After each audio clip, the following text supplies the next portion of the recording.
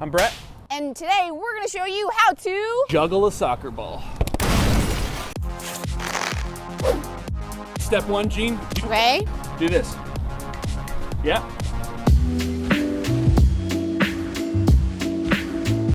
Put the ball down on your foot and keep doing that. It's gonna drop the ball right there. Juggle. Oh, gosh. Not at me. You're supposed to juggle the ball. That's the whole point. Well, glad you guys are here. Turn to the person next to you and say, "You look great today." You look great today. Now, did you mean it or did you say, because I said it? I'm just kidding. I know you meant it. The person next to you, you all look great, okay? I'm really excited for the series that we're in right now. This has been a fun series. Before we get started, let me ask you a question. I'm asking you to be a little vulnerable because I'm going to admit to it as well. How many of you guys have ever made a choice? You thought it was a wise decision, right? You thought it was a good choice, and then it ended up not being a good choice. Anybody ever been there?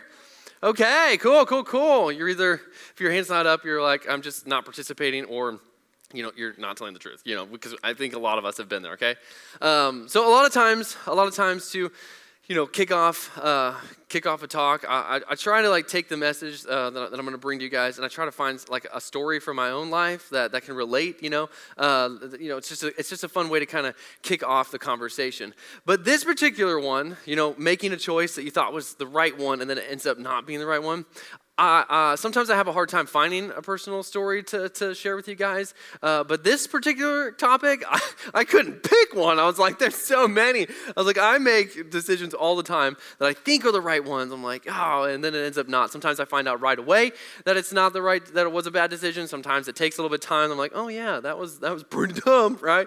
But we've all been there, and I've been there many times. In fact, when I was in college, I did something, this is really dumb, okay? I'm going to tell you it, and you're going to be like, yeah, that's a really bad idea. But I like to make people laugh. I feel like I'm somewhat good at it. I love watching comedians, so I feel like in my heart, I would love to be a comedian, but I don't think I have what it takes. Anyway, that's another conversation for another time. But I like to make people laugh. I like to do silly things. And again, many times where I thought, I'm going to make somebody laugh by doing this or saying this, and it backfired, okay? So much so that when I was a kid, okay, my parents had to teach me, right? I would make jokes, and they were not at appropriate times, okay? So my parents would constantly, I'd make a joke, I'd do something, and they had this thing where they were like, hey, was that the appropriate time for a joke? And I would always answer yes, because it's always an appropriate time, and most of the time I was wrong. They were like, no, that was not the appropriate time. And the rare time that I was right, I was like, I think so, and they're like, yeah, that was funny. Then I'm like, cool, you want me to go keep going? And then I take it too far, and they're like, all right, now back it off, Brian, back it off.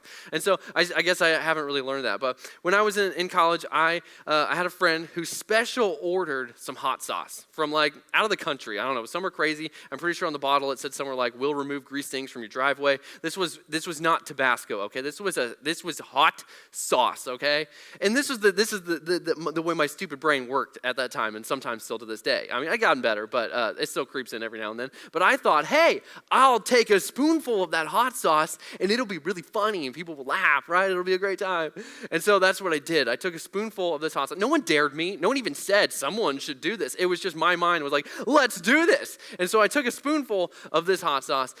It was horrible, okay? It was horrible. It was a miserable time. I used to like hot stuff. I would go through Who Hot. I would get the spiciest oil I could, the spiciest sauce. And then when you go behind the counter and they're making the food in front of you, you can ask for even hotter sauce. And I used to do that. But after taking a spoonful of hot sauce, I don't like hot, spicy stuff anymore, okay? I'm like, I don't like it. I feel like it just takes me back. And I don't want to go back. But it was pretty terrible. But I do have a video for you. So here's proof, okay? This is hot sauce. It's not even good hot sauce. My lips are on fire. It's not so bad, guys. First row. It's a horrible idea. I can't escape the heat. I could really use some milk. It's intensifying.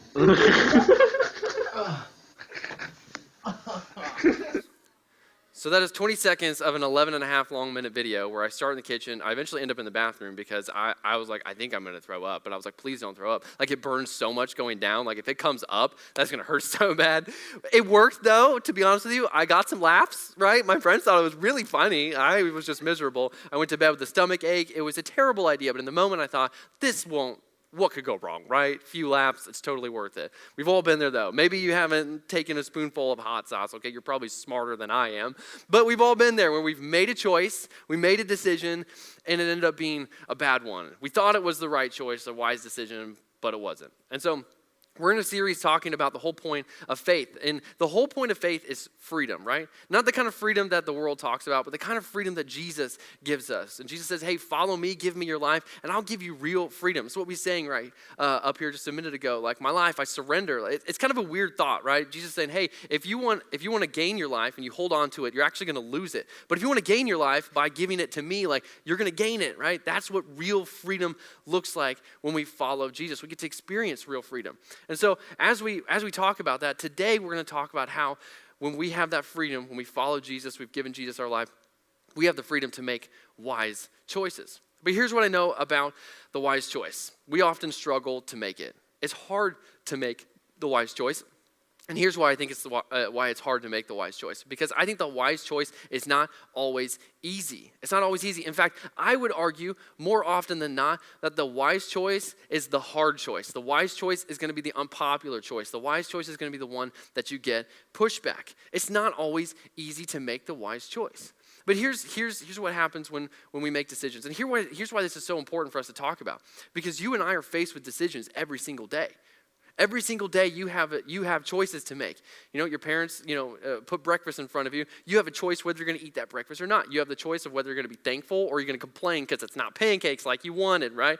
You have a choice of whether you're going to respond to that person's post online. You have a choice of whether you're going to wear the outfit that's, your mom definitely wouldn't approve of or the one that she would. Like, you have that choice. You have the choice of whether you're going to send that picture, you're going to watch that video, you're going to play video games instead of, when you're in school studying for homework. You have the option of whether you're going to stay up late and binge watch that show even though you got church the next day or you're going somewhere in the morning, right?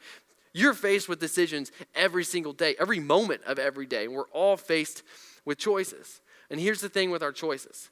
There's always an outcome to the decisions that we make. And the wrong decisions that we make, the bad ones we make, there is always a consequence to our decisions. There's always an outcome. It eventually comes. The Bible even says, hey, what happens in the dark will be brought to the light. I think eventually, when it comes to our wrong decisions, our bad decisions, our poor choices, there will be consequences to those choices. But any decision, right? Any decision we make, whether wise or unwise or, there's going to be an outcome. There's going to be an outcome down the road. Now, to maybe help bring you in a little bit, if you're like, I don't know, like, I don't know if this really, maybe I'll talk about making wise choices later on in life. But here's this for a thought. You will be one day, who you want to be one day is impacted by the choices that you make today. The person that you want to become one day is going to be impacted by the choices that you're making today, by the decisions that you make today. So, with that in mind, I think it's important for us to get this right, for us to really wrestle with how do we make the wise choice? How do we make oftentimes the hard choice, maybe the unpopular choice, maybe the choice that gets a little bit of pushback from our friends or the people that we're around. But how do we make that wise choice? Because the person that you hope to be one day is impacted by the decisions that you are making today. So, let's go spend just a few minutes talking about a guy named Paul. We're going to go into the book of Galatians. In fact, our theme verse for this whole series is out of Galatians. Our theme verse is Paul saying, hey, you guys, when we follow Jesus and because of Jesus, our faith gives us freedom, right? But not to do whatever we want to do, but to follow Jesus and to serve others. And so the guy that wrote that's our theme verse for this series, also said this in Galatians 6:7. You will always harvest what you plant. Now, my guess is most of us in this room are not master gardeners. Does anybody have like a green thumb? Anybody like planting plants? You like gardening, farming, anything like that? That's awesome. Most of us are not going to be professional farmers. We're not professional gardeners. That's just for most of us, that's just not what we're into or what you're doing right now. And that's okay. But I think all of us have a general understanding of how planting works, right? You know that if you plant an apple seed, you're going to get an apple tree. You plant a tomato plant, you're going to get tomatoes, right? We have basic knowledge there, I hope. I hope we're all on the same page on that one, right? None of us are saying, hey, I'm going to plant this tomato plant. Can't wait for corn. It's not going to happen, right? You understand that? And so this is what Paul is saying. Hey, every decision that you make, Every decision is a seed being planted. Every decision that we make is going to grow or harvest something in our lives. So, I mean, I know it's a literal, like he's talking about what you plant is what you're going to get, but in a more metaphorical sense, he's saying the decisions that you make are seeds that you're planting, and these seeds are going to grow into something down the road. So Paul's basically saying, hey, are you making wise decisions? Are you planting wise seeds? Or are you making poor decisions, bad decisions, and you're planting those bad seeds? So the decisions we make today are going to produce something in our lives down the road. Now, Paul continues on in the next verse in Galatians, and he says, those who live only to satisfy their own sinful nature will harvest decay and death from that sinful nature. But those who live to please the Spirit will harvest everlasting life from the Spirit. So what Paul is saying here is, hey, for those of you who are going to plant decisions, and you're going to plant those seeds and make decisions that are only going to satisfy your sinful nature. And when he says sinful nature, he's really just talking to our selfishness. He's talking about our selfish nature. And really, when you think about it, I think every single one of our poor decisions, I don't know for you, I'll speak for myself. I think most of my poor decisions, I thought were wise, ended up being bad, or I just straight up was like, this is a bad decision, but I'm going to go for it, right? I think at the heart of it was my selfishness, right? I told this lie because I didn't want to get in trouble. I made this up because I wanted to seem like the hero. And I think you've experienced the same thing, right? You told your parents you weren't going to go to this party, you were hanging out with somebody else, but you're actually going to this party. You told them a lie because you wanted to go there. You made that comment on social media, even though it wasn't the kindest thing to say. Like, you did that because you wanted to get out what you wanted to say, right? I think at the heart of our bad decisions is our selfishness. And Paul is saying, hey, if you're going to make decisions that entertains our selfish desire, it's like you're going to reap a harvest of death and decay. And some other translation says ruins and destruction, right? He's like, nothing good is going to come from that. You're going to lose respect. You're going to lose people's trust. You're going to lose influence. Say nothing good is going to come when you make decisions that are just to satisfy your own selfish desires. But he goes on, he says, for those who live to please the Spirit. Basically, he's like, those people who are going to make decisions with God in mind, they're going to make the wise decision, even though it's hard, even though it's unpopular, even though they're going to get some pushback from time to time. The people that will make those decisions and make them, with God in mind and with, again, that freedom in mind that we have from following Jesus, Paul is saying, hey, those people are going to reap a harvest of everlasting life. All right, God has said, hey, when you make the wise decision, you make the right decision, and you make it for me, God is like, I'm going to bless that, right? I can do something with that. Now, I know that doesn't necessarily make the moment any easier, right? Because I think the wise decision is often the hard one. So when you get pushback, right? Your parents say, don't go to that party, and you're like, well, I guess I can't go. And your friends are like, why? You're going to listen to them? Like, you could just make this up, come over to my house, we'll sneak out. It'll be fine. But you decide not to go. You're going to get pushback from that, right? I think you're going to experience that when you make the wise choice. There are people that are going to push back on it. They're not going to understand it. But God is saying, hey, when you make that wise choice, like, I'm going to bless that. Like, I can do something with that. But I know that's, like, I can stand up here and say that all day long, but I've also experienced when you make the wise choice, sometimes it doesn't feel like, it works out in your favor. When your friends are like, come to this party, and you're like, no, my parents said no, and then they say, sneak out, like, just tell them something, tell them you're going to go over here instead, and you say, no, I'm not going to. The outcome seems like, well, my friends got to go to this party and have a good time, and now everybody thinks I don't want to hang out with them, and I just lost some friends, right? It doesn't feel like you come out on top. And even though in the moment, sometimes it doesn't feel like you come out on top, I promise you, when no one else is watching, and maybe you get a lot of pushback, the person who always sees is God. God is always watching. He always sees, and he has promised that he can bless your wise decisions, that he can be there for you in those moments. And don't take my word for it. Paul continues on. Just a few verses later, he continues on. In Galatians, he says, so let's not get tired of doing what is good. And he wouldn't say let's not get tired of doing what's good if there wasn't a chance that we would get tired of doing what is good. He's saying don't get tired, don't give up making the wise choice at just the right time. We will reap a harvest of blessing if we don't give up. Therefore, whenever we have the opportunity, we should do good to everyone, especially to those in the family of faith. Right? Paul's saying, hey, don't give up doing what's good. Don't give up making the wise choice, because just at the right time, we will reap a harvest. God has promised at the right time, we will reap a harvest from our wise choices. Sometimes that harvest is right away. You see the benefit to your wise choice right away. Sometimes it's further on down the road. And sometimes I think we won't even get to see the harvest in this life. right? If you follow Jesus, you've given Jesus your life, we're going to get to spend eternity with Jesus after we leave this world. We're going to spend eternity with God in paradise. And God has said he's storing treasures in heaven for us. And I think when we make the wise choice, and it feels like, I made it, I did the right thing, where's the harvest, right? I'm not reaping, I'm not gaining any good things from making the wise choice. God is saying, hey, I see you, and I'm storing up treasures for you at just the right time. That's not our time, it's God's time. In God's time, we will reap a harvest if we do not give up doing what's good. This is why our faith in Jesus is so important, where it comes into play, because sometimes you just got to trust Jesus. You just got to trust that he's the creator of this world. He created you. He loves you. He's got a plan. And when you make the wise choice, he sees it, and he's going to bless that.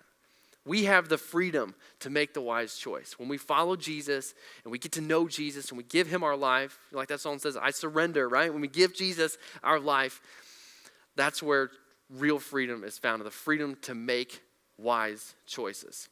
So you have the freedom to make wise choices. And as we close out today, I just want to leave you with a question and then a couple sub-questions to help answer the main one. The main question I want you guys to wrestle with is, who am I becoming based on the choices I'm making today? You're becoming someone, whether you are trying or not, or whether you care or not, you're becoming someone. But who are you becoming based on the choices that you make today? Who do you want to become? And then you can ask yourself this question: what kind of seeds am I planting in my life right now? What kind of decisions are you making right now? And then you can ask yourself, what kind of seeds do I want to plant instead, right? What kind of seeds do you want to plant instead? What kind of decisions do you want to make instead? For those of you, you're like, man, I hope down the road, I want people to think of me as a patient person. I want to be more patient. People think of, Joe, they're like, what a patient guy, right? You're like, that's who I want to be. Well, are you planting seeds that are going to lead you to become that person? Are you making decisions that are going to make you become that person down the road? Like, if you want to be patient, are you making decisions that are leading you there? Like, you go to your parents, you say, hey, I'd love a phone. Like, can I have a phone? And they tell you not right now. Do you spend that time complaining? Do you just like subtly, like constantly dropping hints? Like, when am I going to get a phone? When is it? If it's not now, like, when is it? When is it? Is that patience? Like, every time you make those decisions, is it making you a more patient person? Are you going to become a patient person down the road? Or maybe you want to be a joyful person someday. You're like, I want people to think of me. They think of like, man, what a joyful individual, right?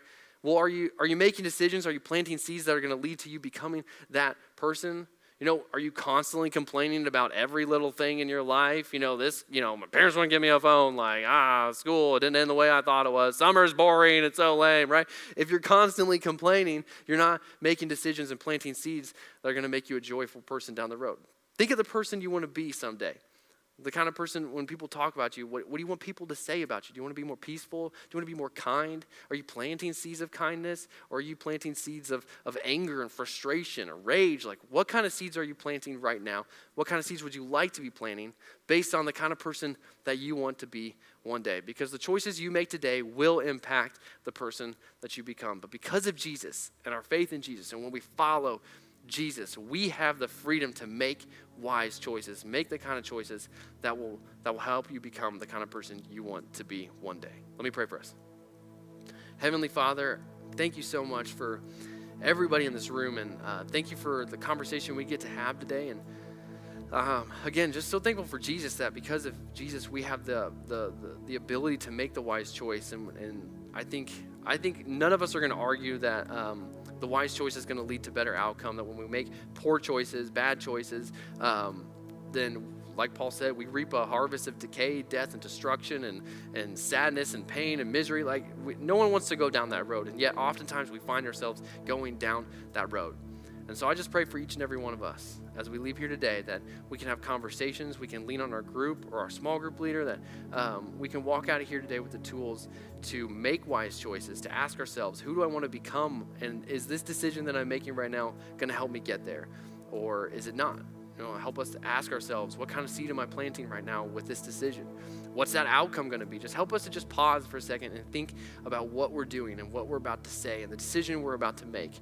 And help us to make the wise choice, and help remind us that we all have the freedom to make wise choices, no matter how hard the wise choice may be, or how challenging, or how many people tell us to make a different decision, or how much pushback we get. Help us to make the wise choice no matter what. Help us to become the kind of people that just radiate Jesus and bring people closer to Jesus and closer to you, God. Thank you so much for loving us, and it's in your name we pray. Amen.